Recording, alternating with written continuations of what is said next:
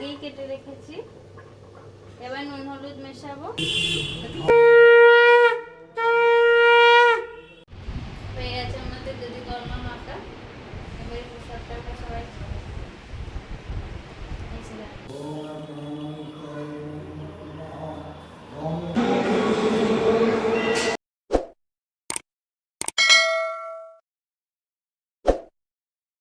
Hello friends, welcome to my new another blog. তোমরা সবাই কেমন আছো? আশা করি সবাই খুব ভালো আছো, আমরাও খুব ভালো আছি।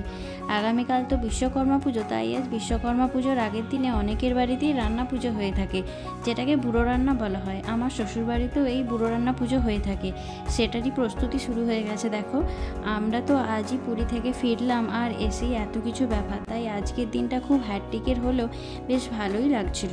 রান্না পুজোয় যেসব ভাজা হয়ে থাকে সেই সমস্ত সবজি কেটে এখনই মাছ ধোয়ার পর্ব শুরু হয়েছে।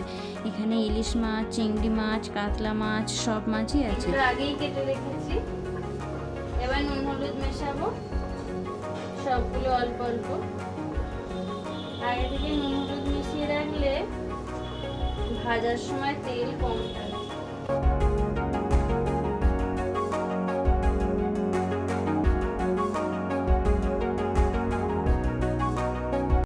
ভাত টকবক করে ফুটছে। প্রথমেই দেখো, আমি এখানে ভাজাগুলো সব বসিয়ে দিয়েছি। প্রথমে আলু ভাজা দিয়ে স্টার্ট করেছি। আলুটা যেহেতু ফ্রেশ তেলে ভাজতে হয়, তাই জন্য প্রথমে আলুটা ভেজেছি। তারপরে এবার একে একে সব ভাজাগুলো আস্তে আস্তে ভেজে নিলাম। আর একটা উনুনে মা মুসুর ডালটাও চাপিয়ে দিয়েছে। সবজিগুলো ভাজার পর এবার চিংড়ি মাছটাও ভেজে নিলাম। মা এদিকে দেখো ইলিশ মাছটা ভেজে নিচ্ছে অল্প করে। এটা কাঁচা ইলিশ মাছের ভাপা হলেও একটু সামান্য ভেজে নিল, যেহেতু এটা কাল খাওয়া হবে তো তাই। এখন দেখো টকবক করে ফুটছে আমার মোস্ট ফেভারিট ফিশ ইলিশ। আহা কি সুন্দর! আমার মতো তোমাদের কে কে মানে কারা ইলিশ মাছ সব থেকে বেশি ভালোবাসো কমেন্টে অবশ্যই জানিও। কিন্তু এখন তৈরি হচ্ছে ইলিশ মাছের টক, কালো কুচকুচে। এটা মা বানালো। দেখো সব রকমের ভাজা, শাক চচ্চড়ি, মাছের ঝাল, মাছের টক, ডাল সমস্ত কিছু রেডি হয়ে গেছে।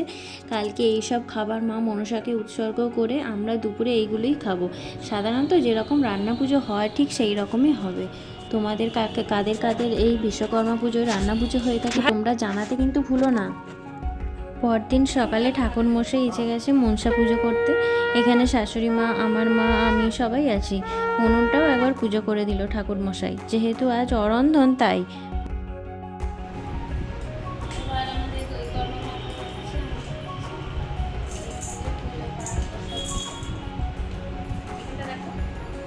পুজোর পরে আমি এখন বসে গেছি দেখো দই চিড়ে মাখতে। এটা মাখতে না আমার খুব ভালো লাগে, তাই আমি মাকে বললাম যে আমাকে দই চিড়েটা দাও, আমি আজকে মাখবো। আমি শুধু মাকে পরিমাণটা একটু জিজ্ঞাসা করে নিচ্ছিলাম। এর মধ্যে আছে চিড়ে, কলা, মুরকি, বাতাসা, সন্দেশ, মিষ্টি, দই সব কিছু দিয়ে ভালো করে মাখলাম। আর এই দেখো, এই হচ্ছে আমাদের দই চিড়ে রেডি হয়ে গেছে। এরপর আমরা সবাই মিলে একটু একটু করে প্রসাদ খেয়ে নিলাম।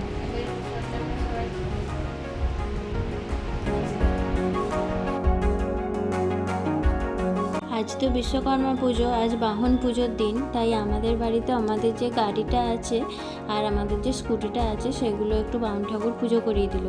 আমরা ছোটোবেলাতে এরকম আমার সাইকেলটা পর্যন্ত পরিষ্কার করে কত যত্ন করে ঠাকুর মশাই আমাদের পুজো করে দিত, সেটাও আমার মনে পড়ে গেল। তোমরা কে কে গাড়ি পুজো করেছো আমাকে অবশ্যই কিন্তু কমেন্টে জানিও এই বিশ্বকর্মা পুজোর দিনে। এরপর দুপুরে এখন মধ্যাহ্ন ভোজনের পালা। কলা পাতায় পান্তা ভাত, সব রকমের ভাজা, ইলিশ মাছের ঝাল, চিংড়ি মাছের ঝাল, শাক চচ্চড়ি, মাছের টক সব কিছু মিলেমিশে একেবারে ফাটাফাটি ব্যাপার যাকে বলতে হয়। তোমাদের কার কারির রান্না পুজোর ভোজ খেতে ভালো লাগে জানিও কিন্তু অবশ্যই আমাকে। এরপর বিকেলে মা বাবাকে নিয়ে একটু ঘুরতে বেরোলাম। হুগলি জেলার বনমালীপুরে যে ব্রহ্মদত্ত ধাম আছে সেখানেই গেলাম। প্রায় 150 বিঘা জমি বিস্তৃত এই মন্দির প্রান্ত সীমা, যার মধ্যে 15 বিঘা জমির ওপর এই ব্রহ্মদত্ত মন্দিরটি অবস্থিত। তোমরা হয়তো অনেকেই মন্দিরটা তোমাদের ঘোরা হয়ে গেছে, আবার কেউ কেউ যাওনি। আমি তো এই প্রথমবারই মন্দিরটায় গেলাম। এই মন্দিরের ফুল ভিডিও আমি দিয়ে দেবো তোমাদের, কিন্তু তার জন্য অবশ্যই আমার চ্যানেলটাকে কিন্তু সাবস্ক্রাইব করতে হবে। মন্দির ঘুরে এবার টুকটুক করে বাড়ি ফেরার পালা। আজকের ভিডিওটা কেমন লাগলো তোমরা অবশ্যই জানিও। দেখা হবে আরেকটি নতুন ভিডিও। আজকের মতো টাটা, বাই বাই।